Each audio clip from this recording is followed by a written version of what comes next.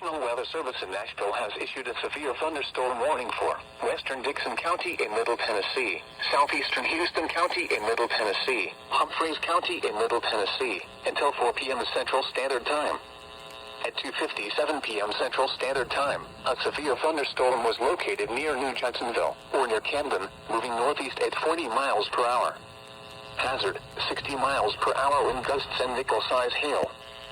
Source, radar indicated. Impact, expects damage to roofs, siding, and trees. Locations impacted include Dixon, Waverly, Camden, New Jacksonville, McEwen, Burns, Hurricane Mills, Charlotte, Van Leer, and I-40 near the Tennessee River. This includes Interstate 40 between mile markers 136 and 142, between mile markers 159 and 160, and between mile markers 164 and 172. For your protection, move to an interior room on the lowest floor of a building. A tornado watch remains in effect until 7 p.m. Central Standard Time for Middle Tennessee.